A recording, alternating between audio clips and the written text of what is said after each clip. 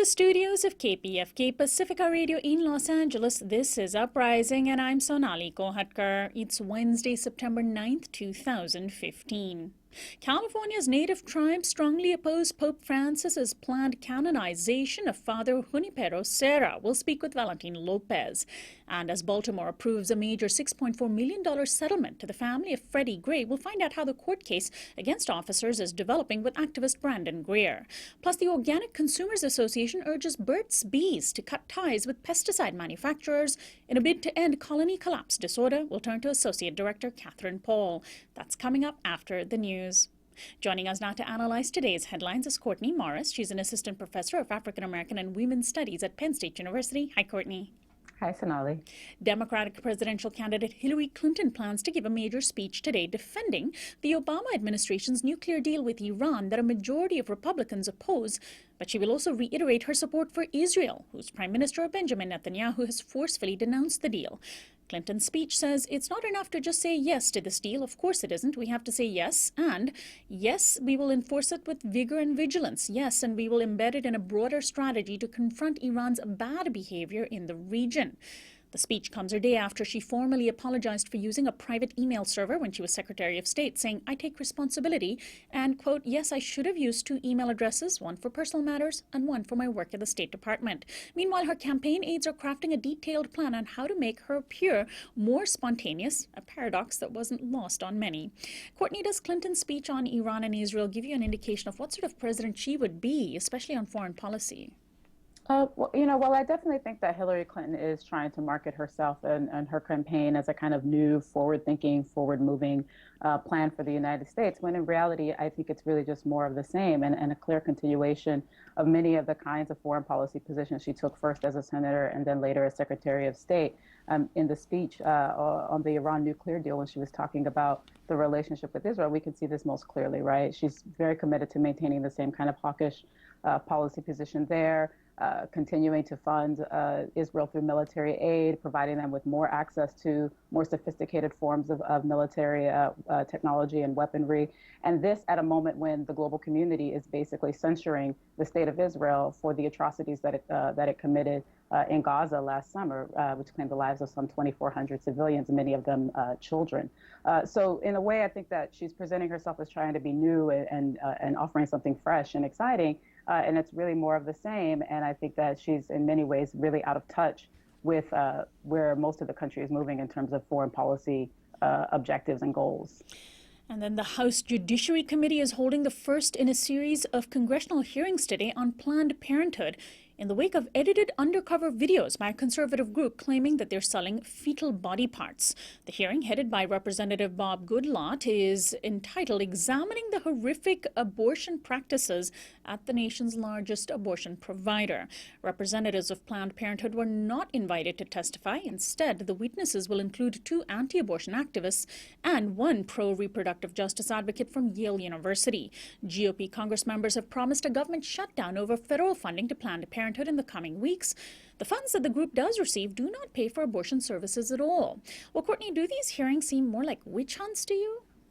I think the title of the hearing alone gives it away. The Republicans aren't even trying to pretend that they're being objective in terms of what the goals of this hearing are really about. And I think that we really have to read this as part of a much larger strategy by the radical right in this country. They know that they cannot criminalize abortion. They know that they're not going to have success directly confronting Roe v. Wade and trying to have it overturned. So they've taken a strategy of essentially whittling away women's access to reproductive services that are offered by groups like Planned Parenthood. And again, as you mentioned, we know that groups like Planned Parenthood that receive federal funding are not allowed to use that funding for abortion. This is also the case for the Affordable Care Act. So it's really kind of a smokescreen for a much larger strategy of making women's ability to access spaces that provide a range of reproductive services, from birth control to annual exams to as well as abortions, making it impossible for women to access these kinds of services. And really the people who are the most hurt by it are low-income women of all races across the country who are unable to get the services that they need because of this very political attempt to make abortion inaccessible. And finally, the fast food giant McDonald's made a major announcement today saying it would switch to cage-free eggs in its U.S. and Canadian restaurants over the next 10 years. According to The Guardian, the move marks, quote, the latest push under CEO Steve Easterbrook to try and reinvent the Big Mac maker as a modern, progressive burger company. Of the 2 billion eggs the company buys each year, so far less than 1% had been cage-free eggs. Many are calling the move a watershed moment, given that McDonald's has the potential to sway market trends in a big way. Not everyone is convinced, however. Although cage-free hens are less constricted than conventionally raised hens, they are still often subjected to cruel practices and may be confined or kept indoors. Well, Courtney, how big is this, not just for animal rights, but food quality? Well, Mickey D's is huge. So, anytime a corporation as large as McDonald's makes a change in its supply practices, the implications of that are going to be enormous. But, again, I think we have to remember that this is not an altruistic shift that the company is making. It's a response to consumer demand. And I think it really speaks to the kind of increased public concern over food quality. And, consumers want to know where their food is coming from, how it's produced, and what the long-term health implications of those production processes are for them. So, it is, I think, an important intervention. But again, as you said, cage-free doesn't equal cruelty-free. And I think that if we want to try to promote the widespread adoption of more ethical food production practices in the United States, we might begin by shifting away from mega corporations like McDonald's and focusing more on local food producers who I think more often are committed to producing food that's not just good for people, but is also good for the planet. Courtney, thanks as always for joining us. We'll talk to you again next week. Bye, Sonali. Courtney Morris is our daily news flash guest expert. She's an assistant professor of African American and Women's Studies at Penn State University. This is Uprising. We'll be right back.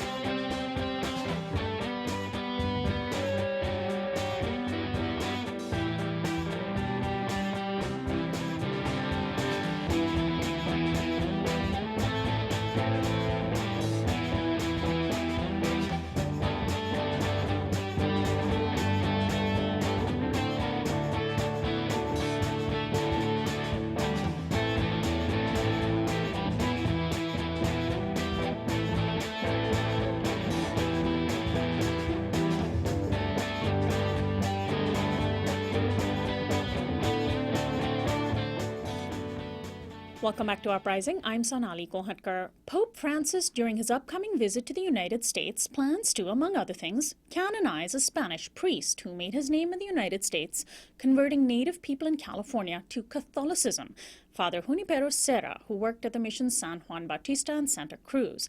The Pope last week, in front of news media, kissed a cross that was buried with Serra. But many members of Native American tribes in California disagree with the decision to canonize Serra. Luis Miranda Ramirez, tribal chairwoman for one of the tribes based in Monterey, California, said, quote, I hear people saying, oh, he loved the Indians. I don't think so. His goal was to remove our culture. You have to beat them, torture them, remove them from their homeland. Some Latino leaders in the U.S. Catholic Church see it a little differently. Archbishop Jose Gomez, based in Southern California, was excited about the prospect of Serra's canonization. Speaking at a recent conference, he said, quote, the first Hispanic pope is coming to America to give us the first Hispanic saint. He said it was a, quote, a historic moment in the life of the Hispanic people. Joining me today is Valentin Lopez. He's a chairman of the Ama Mutsun tribal band who has led protest against Serra's canonization and urged Governor Jerry Brown to oppose it. Welcome to Uprising, Valentin. Good morning, and thank you. Thanks so much for joining us. Well, how do you explain the history, in a nutshell, of how Serra converted Native peoples to Christianity? Well, whenever Serra came into California, he was named the Padre Presidente of the mission system. And it was his system to develop, it was his system to have the Indians become citizens of Spain and to convert them to Catholicism. His tactic, he developed the tactics of the mission system. And those tactics included the brutal capture of Indians, the enslavement. Once they came to the mission compound, they could not leave. The men were separated from the children, were separated from the wives or the women, and they were kept in separate compounds. At night, the soldiers would go in and repeatedly and continuously rape the women. Serra says that the only way the Indians can be controlled is with blows. That's what he learned in Mexico prior to coming to California. And so that's the policy he brought. And they were violent, vicious blows, 25 lashings, 15 lashes, 50 lashes with a whip, for example. He used shackles and he used stocks to torture the Indians. And at times for 30 days at a time. That was absolute torture of the Indians. Many of the, and so the system that he developed was absolutely brutal. And the truth of the California Indians has never been told. The last Padre Presidente of the mission system, his name was Father Mariano Paredes. Whenever they were closing the missions, he said something to the effect that we're going to have to create an alibi. All we have done is consecrate, baptize, and bury the Indians. He says there's no Indians left along the coast of California. They've all died. And that was based on the system developed by Father Serra. Now, Valentin, I want to quote Father Thomas Rees, who is a Jesuit priest. He's a senior analyst with the National Catholic Report, and he said to one news outlet, quote, "I wouldn't agree with those who say that Serra practiced genocide or didn't love the Indians. I think he actually did love the Indians. Things would have been much worse if he had come with the Spanish. I think the Spanish soldiers and the ranchers would have just totally exploited the Indians. He tried to protect the Indians," end of quote. How do you respond to Father Thomas Rees? There's a lot of people that are apologizing and making excuses for Father Serra to justify him being the canonization of Serra. That is just not true, and that's not based by is not supported by the evidence at all. Now, the church is very happy to refer to a 32-point Bill of Rights for the protection of California Indians that was written by Serra himself. But yet, when one looks at that Bill of Rights, there's nothing in there for the protection at all. All Serra is trying to do is consolidate the power under him so that he has more control under the Indians. Control, for example, whenever they run away, he can control the soldiers to go and capture them and bring them back. And control to develop more missions and expand the empire of the Catholic Church here in California.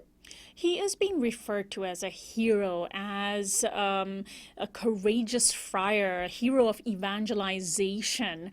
So from a Catholic perspective, he was quite successful if his goal was to convert the unconverted to Catholicism, right? I totally disagree with that. You said from a Catholic perspective. You would think that the Catholic perspective is based on the Bible. Now, I have a Bishop Quinn, retired Bishop Quinn of Sacramento, is a very good friend of mine. And I was talking to him after Pope Francis announced the canonization of Serra. And in our talk, he said, Serra should have learned from Jesus how to evangelize. He says, if the Bible tells us how to evangelize. If you look at the story of the Samaritans and the Good Samaritan, that is a story about evangelization, and in the book and in that story they use love, patience, they use deeds, and they used words to evangelize. And Bishop Francis says that is exactly how the Catholic Church should evangelize. Jesus would never have supported going on in with soldiers, with whips, with brutal capture of the Indians and the enslavement of Indians. Jesus would have never done that. Where is that in the Bible? And to say that he was a good Catholic, that's not in the Bible. I'd like to add one more thing to that, and that is, Saint Francis of Assisi was also an evangelizer. And if you look at Father Serra was from the Saint Francis order of priests. They were to follow the teachings of Saint Francis of Assisi, you would think. St. Francis, when he evangelized, he also used compassion, love, words, and deeds. He never used force or whips or enslavement or rape or torture or any of that in evangelizing. So we don't know where Serra gets that from. He doesn't get it from the Bible. So then, Valentin, would you say that the history that Junipero Serra represents is part of the project, the broad project of colonization and genocide of Native Americans? Absolutely. Absolutely. In our territory, well, first of all, the coast of California was the most populated indigenous, had the highest concentration of indigenous people north of Mexico City. California had many Indians. Now, the Monterey Bay had over 30,000 Indians living there at first contact. At the end of the mission period, there were less than 100. How do you go from 30,000 to 100 in that period of time and call that a successful evangelization? It doesn't happen. Now, let's turn to the letter that you wrote to Governor Jerry Brown asking him to oppose the canonization of Junipero Serra. In it, you cited the case of the Confederate flag controversy in South Carolina. Can you explain this comparison? Yes. The Confederate flag symbolized racism. It symbolized slavery. It symbolized hatred. It symbolized a past that was despicable, but yet people referred to very proudly as something that brought honor and prestige to the state. Many people saw the Confederate flag as doing just that. And it's the same here in California. People look at the missions and they think of it as a wonderful, peaceful place where the Franciscan fathers came in and they taught love and they brought God to the Indians. We did not need them to bring God to the Indians. And where they took care of the Indians and they taught them agriculture. They taught them a better way of life. And that is just total nonsense. And that is what's taught in the school today. That is still taught in school. It's not uncommon to hear teachers say that that Junipero Serra treated the Indians like children, and that Junipero Serra brought God to the Indians and turned the savages into human beings. We've always been human beings. Now, when Pope Francis toured Latin America earlier this year, he made a sweeping apology to Bolivian President Evo Morales, the first indigenous president of that country, for the Catholic Church's role in oppressing indigenous communities. And I know that some folks who oppose Serra's canonization feel that that apology is not nearly enough. How do you respond? Well, I mean, it was pretty insulting to us. He apologized for the crimes, the sins, and the offenses of the indigenous people of the New World, of the Americas. That's the word he used, of the Americas. And that's what he said. And so he's recognizing what the Catholic Church did as a crime and a sin and an offense. Well, what they did in all of the Americas is exactly what they did in California. So how can it be a sin in all the South American and Central American countries, but not a sin in California? It just doesn't make sense.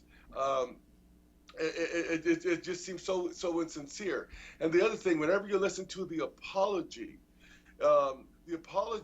is always so general that it can be interpreted by different people different ways. And so whenever people hear it, they say, "Isn't that a wonderful apology?" But they never say what the sins are. They never say what the crimes are or what the offenses are. We look at an apology as being the same as going to confession. If someone goes to confession, if you go in there and tell the priest, "Father, I'm sorry for my sins," the priest will say, "Well, what did you do? What are your sins? How many times? How often? And why?" That is what a sincere apology from the church would be. What did they do? How many times? and why. Until the church apologizes in that fashion, it will be an empty and meaningless apology. It would just be some fluff job trying to convince people that they gave a sincere apology when in fact they did not. Now, Serra's canonization, if it goes forward, is being seen and treated as a win for the, quote, Hispanic people. Serra was a Spanish missionary. How representative is he of today's Latinos in the U.S.? And should it be seen as a win for Latinos, so-called Hispanics? I know, people still use that term, but others find that offensive. Well, we believe that the church is doing this very specifically for that reason. There's a lot of Latino people leaving the Catholic Church, and they believe that this right here will bolster their parishioners and bolster their support. So, we think that is at the crux of all this right here, hoping to do it. It's basically a public relations ploy. It has no basis in reality. And of course, Serra would be technically Hispanic, being of Spain. What about Indians, or people in California and the U.S. with Indian heritage who are practicing Catholics? Do they have a complicated relationship with this canonization issue? Are people speaking out who have that dual background, if you will? It is a very complicated and sensitive issue. We within our tribe, we have many people who are Catholic, and so whenever we speak about the Catholic Church and the canonization of Junipero Serra, we make it very clear we are not against the Catholic Church. We are not against Pope Francis. Pope Francis has done and said a lot of wonderful things that we fully support. But on the issue of Junipero Serra, to recognize him as saint, our members recognize the true history of the mission period, and the impact that the mission that those missions had in our tribe, and therefore we oppose the canonization of Serra. Now, also, Valentin, how do you respond to those who say, well, this was a long time ago, it's ancient history? What is the sort of psychological impact that you feel the canonization, the sainthood of Serra can have on people today, on the survivors of genocide? Well, a couple of things here. With a number of people, you have no idea how many times I've been told, just get over it. Just get over it. Just accept that the Catholic Church brutalized, tortured, beat, raped your ancestors. That's the same as, our ancestors. Those are our great-great-grandmothers and our great-great-grandfathers and our and uncles and aunts. I mean, we are to accept that as an acceptable practice and just get over that. How does someone get over that? And then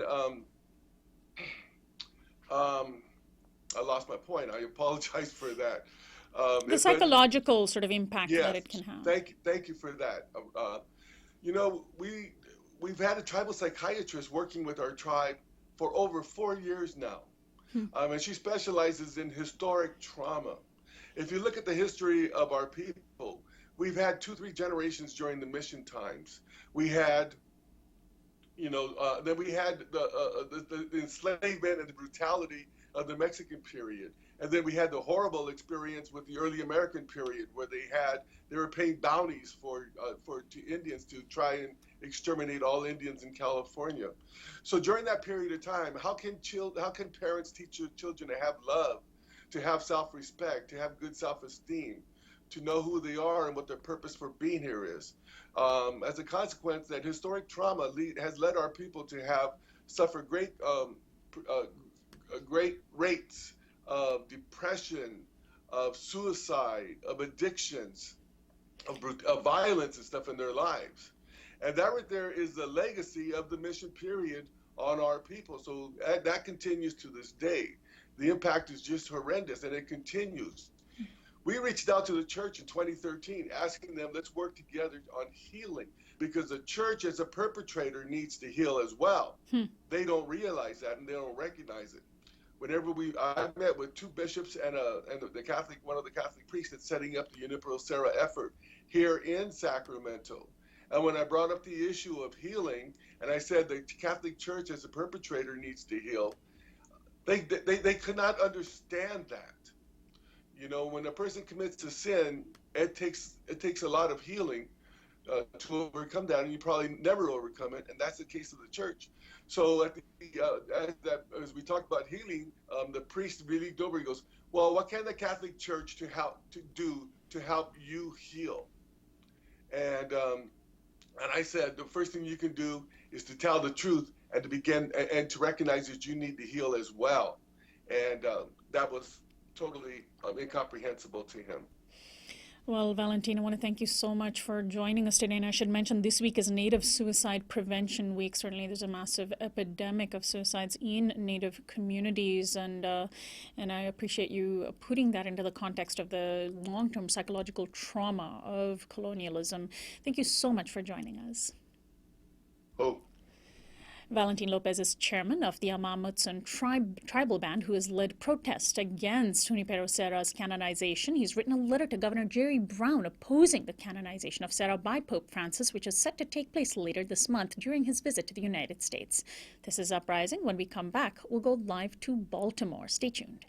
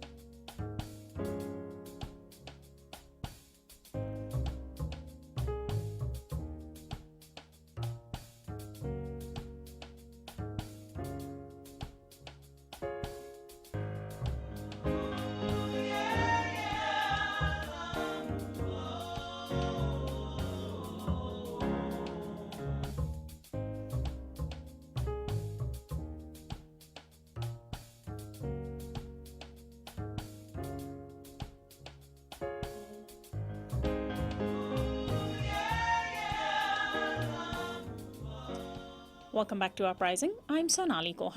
The family of Freddie Gray has accepted a $6.4 million settlement from the city of Baltimore for the police actions that led to Gray's death earlier this year.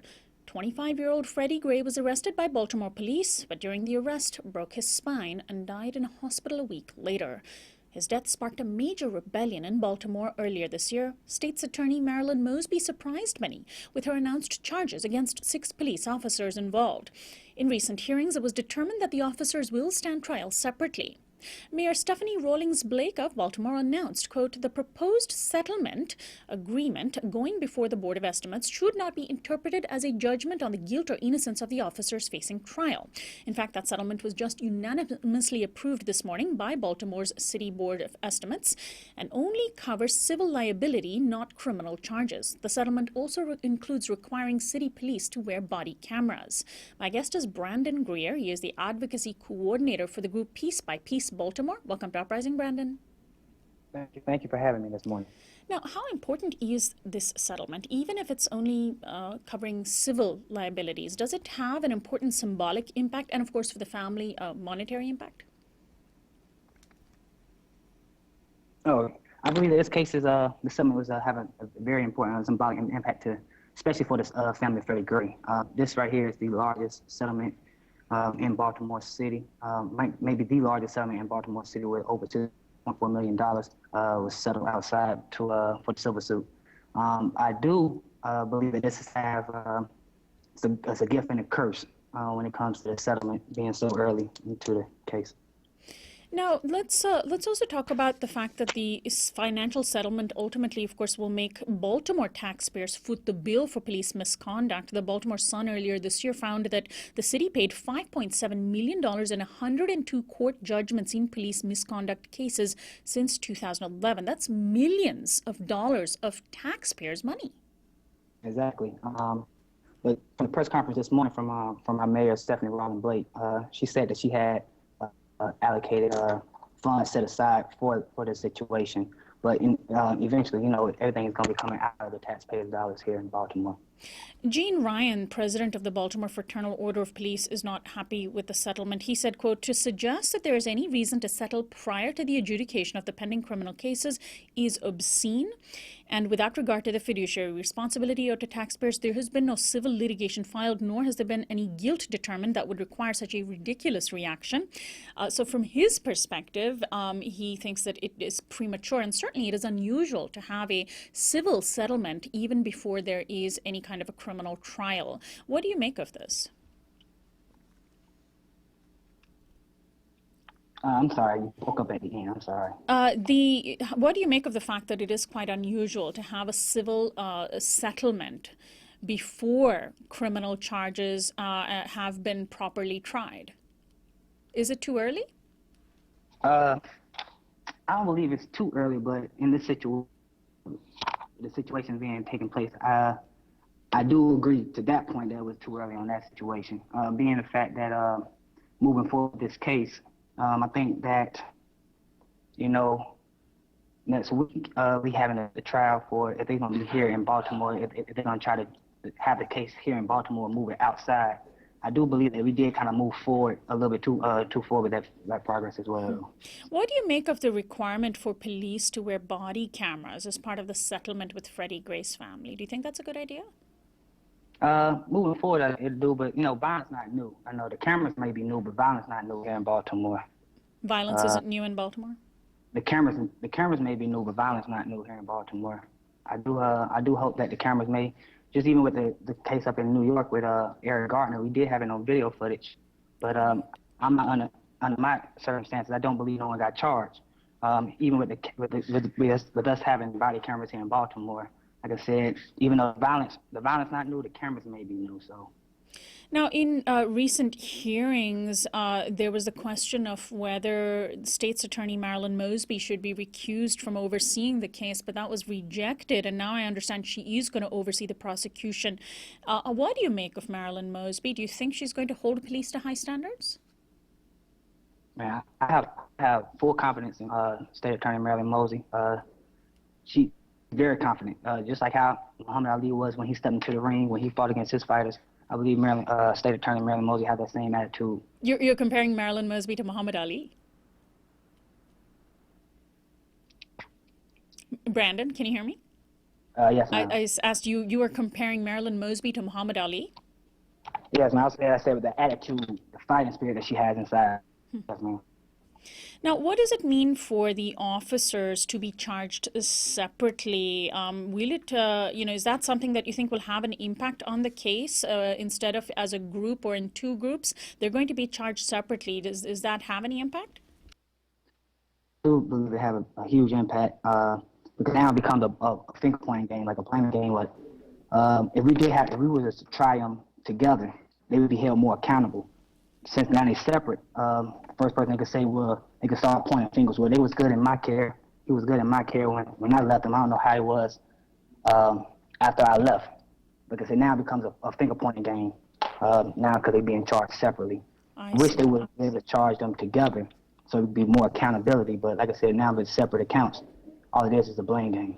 So if they are charged separately, they can essentially point the blame to one another in separate trials. What about the activism outside the courtroom? How much of what happened on the streets of Baltimore after Freddie Gray's death is being resurrected outside the courthouse? I understand that there were some protests.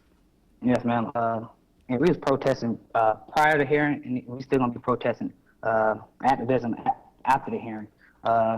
Freddie Gray is not the only situation here in Baltimore. Just for instance, the family of Tyrone West is still fighting for social justice. They meet every Wednesday for going over 100 plus weeks. The city is becoming, the youth of the city and the city is becoming more awake with the social justice here in Baltimore. Advocating for the Justice or Else March here in Washington, D.C. on October 10th. So the city is really behind this activism here in Baltimore. Tell me again what's going to happen on October 10th? The Justice or Else March in Washington, D.C. It's supposed to be 20th anniversary of the Million Man March. 20th anniversary of the Million Man March. Sorry, your connection is a little bit problematic. So the 20th anniversary of the Million Man March is going to be marked in Baltimore? Washington, D.C. In Washington, D.C., of course. Yes, ma'am, which is only 30 minutes from Baltimore. Right, of course. So tell us a little bit finally about your organization, Piece by Piece Baltimore. The first piece is P-E-A-C-E, the second P-I-E-C-E. Yes, ma'am. We're a social justice organization where we're just trying to piece our neighborhoods back together, one piece at a time. We are heavily involved into the community where we hold, where our main attention is catered towards the youth here in Baltimore, where we holding like summer camps. So we had a summer camp this summer at one of the largest high schools in Baltimore City, just so we could try to get them aware of political issues, social justice issues. We also deep into education, where we're trying to start aftercare programs, things of that nature, and also just making people more aware of issues pertaining to the citizens here in Baltimore.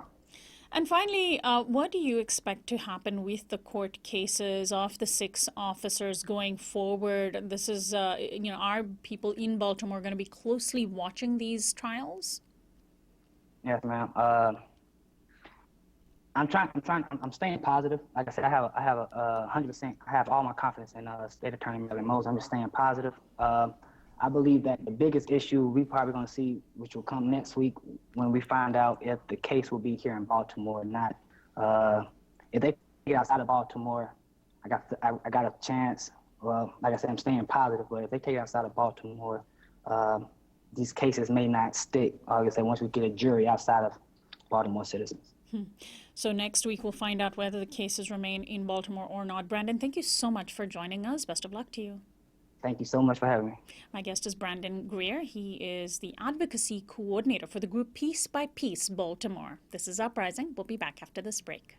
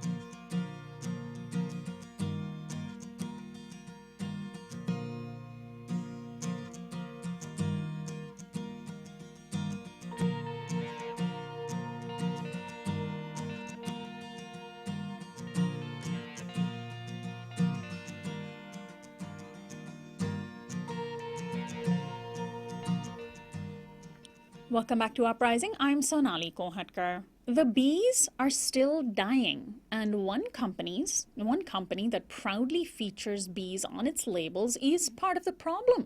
The Organic Consumers Association, or OCA, has for some time now asked Burt's Bees to end its partnership with companies that manufacture a pesticide that has been singled out for leading to massive bee colony collapse. Burt's Bees, which sells a popular line of skincare products and claims it is natural, is a member of the so-called Pollinator Partnership. But the Pollinator Partnership, says OCA, is a corporate creation whose primary purpose is to shift the blame for colony collapse disorder away from the real cause, Bayer's and other companies' neonicotinoid pesticides. In a petition to the company, OCA said Burt is probably rolling over in his grave to see his beloved company supporting an expensive, glossy public relations campaign paid for by Bayer Crop Science and aimed at obfuscating the fact that Bayer is one of the world's most prolific killer of bees, end of quote. Burt's Bees is now owned by the Clorox Corporation. Joining me now is Katherine Paul. She is the Associate Director of the Organic Consumers Association. She recently wrote an article called Burt's Bees, Neonics and Poisoning Our Food. Welcome to Uprising, Katherine. Hello. Thanks for joining. For the show. What exactly is this Pollinator Partnership, and what is Bayer Crop Science's role in it? Well, the Pollinator Partnership is a nonprofit organization. Its supporters include a wide range of organizations, governments, universities, nonprofits, and about 34 corporations. So, and among those corporations are Bayer, Syngenta, and Monsanto. And our suspicion is that when a corporation is supporting an organization like that, they're doing so to buy some influence. So it's a group that was put together to address the epidemic of bees dying? Yes, and you know what? I mean, to be fair, I'm sure there are a lot of really wonderful, well-intentioned people who belong and work for this Pollinator Partnership who really are dedicated to protecting pollinators. But when you read, and we linked to the message from the executive director, and the very first sentence talks about how, well, neonics are labeled properly and, you know, they're part of the cause, but are they really the only cause of the death of bees? In other words, their very first sentence in the message director is intended to create doubt in the minds of people. Is it really the neonics that are causing the problem? So then would you say that a group like Pollinator Partnership, this sort of nonprofit coalition, is a way for companies who produce the very chemicals that are likely killing the bees, that many studies say are killing the bees, for them to sort of greenwash their role, to obfuscate the fact that they're responsible? Yes, and these corporations are the real culprits here. They have spent millions on PR campaigns that even Bayer has even built bee care centers around the world, and they've gone on bee care tours to create the perception that they deeply care about this problem and they're working to solve it. So why single out Burt's Bees? If this is a company that is one of many members, why ask Burt's Bees to separate from the Pollinator Partnership over the role of these corporations, other corporations? Well, reasons.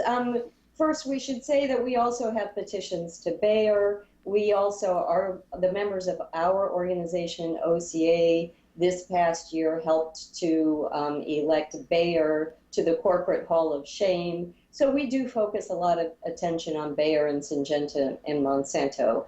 But our network of organic consumers, they appreciate products like Burt's Bees, but many of them don't know or don't remember that Burt's Bees is now owned by Clorox.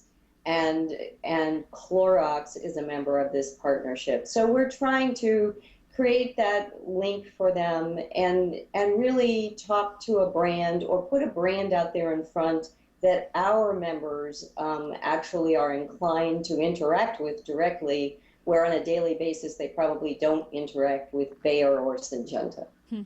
So how did Burt's Bees respond? Have they responded to the petition that your organization spearheaded, calling for them to distance themselves from these producers of neonicotinoids? They didn't respond directly to us, but what they did was, instead of a petition, what we asked people to do was to actually email the company. And so the company set up an auto reply email so that when anybody emails them from our action alert, they automatically receive a reply from Burt's Bees, which, you know, talks about all the, they claim that we have misrepresented them and the Pollinator Partnership, and that they're deeply concerned and working towards solving this crisis around the bees. So just a form letter. Yes. Has Bayer responded? No, I wouldn't expect a company like Bayer to respond to us, but no, they haven't. Now let's talk about, let's spell it out. Neonicotinoids are this class of pesticides, and for a long time it just wasn't known what was killing bees. What are studies pointing to that link the use of neonicotinoid pesticides to bee die-off? You know, there are many studies linking them, this class of pesticides, and there are numerous pesticides, individual pesticides within the class, and some of them are implicated more strongly than others. But if you go to websites like Pesticide Action Network or Beyond Pesticides, you can find long lists of studies implicating neonics in the die-off of bees. And just last year, the Harvard School of Public Health issued a new study that they said only strengthened the link between neonics and colony collapse disorder. And you have to remember that EPA's own internal documents, their own scientists have said that these pesticides are toxic to bees. Now, you point out in your article that neonics are not even very effective, that there are alternative pesticides that could do less harm to bees. Why are we still using these chemicals?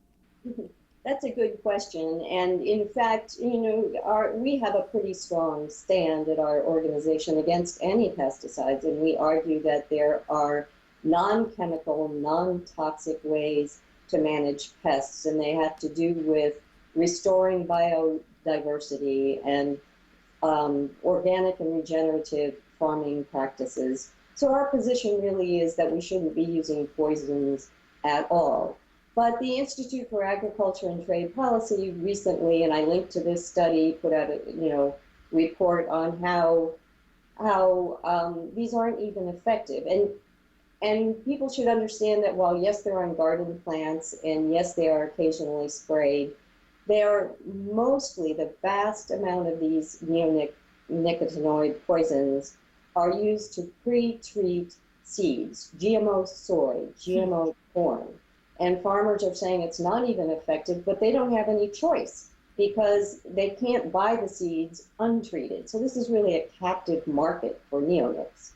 So these, and of course the companies that are most involved in GM soy are companies like Monsanto. So is there sort of this, can you point to the handful of companies who together promote neonicotinoids? Sure, it's Bayer and Syngenta, and who manufacture them. And I should mention that globally, that's a $2.6 billion market. So naturally, they don't want to lose the ability to pre-treat all of these seeds and use these poisons. Monsanto doesn't directly manufacture neonics, but again, they are the ones selling the bulk of the GMO soy and GMO corn seeds that are pre-treated with the pesticide. In case it isn't obvious, let's lay it out there.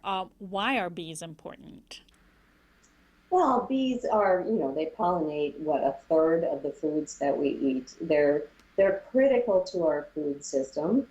And anytime you see any insect, any living thing on the planet die off in massive amounts, that should raise concerns about our ecosystem in general.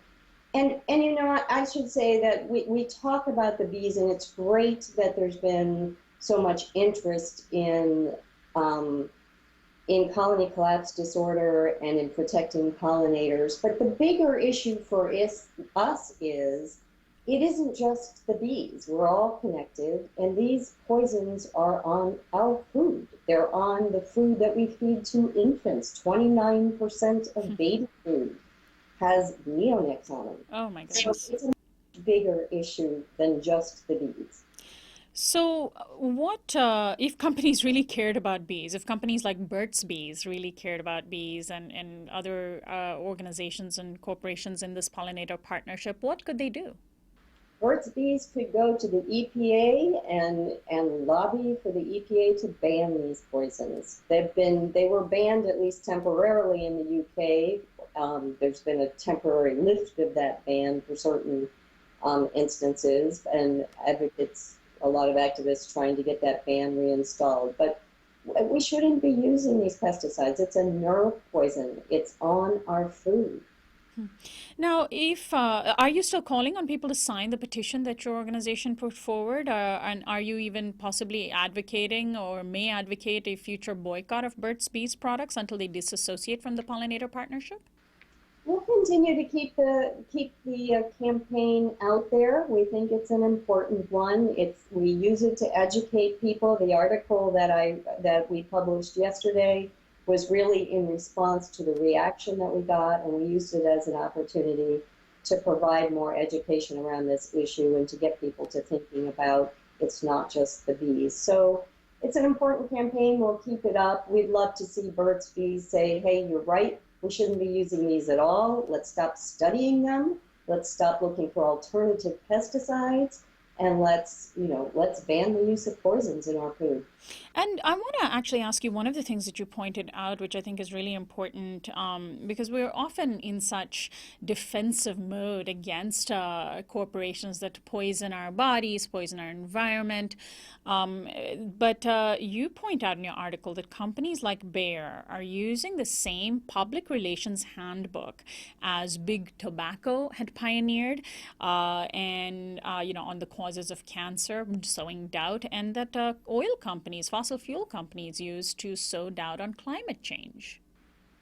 Exactly. I mean, it's effective. I mean, look at what Bayer has done. They've gotten right out in front of this issue, trying to divert attention away from their poisons to the veromite.